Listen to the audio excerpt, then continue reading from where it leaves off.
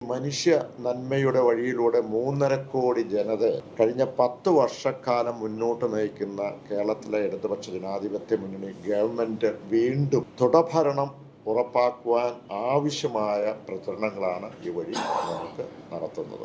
ഇവിടെ വികസനം എന്ന് പറയുമ്പോൾ എല്ലാ തരത്തിലുമുണ്ട്. നമ്മൾ സാധാരണക്കാരന് നേരിട്ട് ബെനിഫിറ്റ് കിട്ടുന്ന പെൻഷനും ലൈഫ് മിഷനും അതുപോലെ തന്നെ ചികിത്സാ സഹായവും ഇപ്പോൾ 35 വയസ്സിനും 60 വയസ്സിനും ഇടയ്ക്കുള്ള ഒരു വരുമാനമില്ല സ്ത്രീകൾക്കുള്ള വരുമാനം അല്ലെങ്കിൽ അവർക്കുള്ള സ്കീം എല്ലാം. ഇപ്പോൾ ഈ എറണാകുളം ജില്ലയിലേക്ക് കയറുമ്പോൾ തന്നെ എത്രയോ ഒരു കൊമേഴ്ഷ്യൽ ക്യാപിറ്റലാണ്.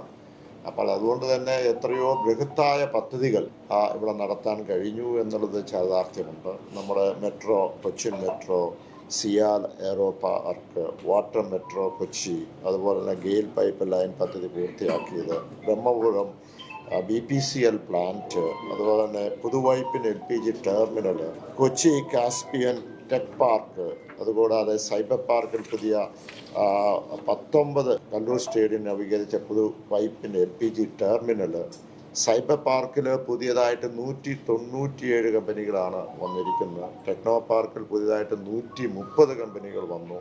ഇൻഫോ പാർക്കിൽ പുതിയതായിട്ട് 254 കമ്പനികൾ വന്നു.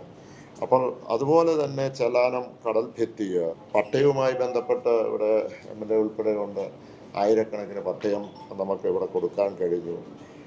ഇത് ഏതെങ്കിലും നമ്മൾ നിയമസഭാ മണ്ഡലം ഏതെങ്കിലും കേന്ദ്രീകരിച്ചല്ല, നമ്മൾ പ്രതിപക്ഷ നേതാവിൻ്റെ മണ്ഡലത്തിൽ പോലും എത്രയോ വികസന പദ്ധതികൾ, കൈത്തറി പാർക്ക് ഉൾപ്പെടെയുള്ള നടത്താൻ കഴിയും. ഇത് ഞാനൊന്ന് ചുരുങ്ങിയ വാക്കിലൊന്ന് ഈ ജില്ലയുടെ മാത്രം ഞാനൊന്ന് സൂചിപ്പിച്ചു എന്ന് മാത്രമേ ഉള്ളൂ.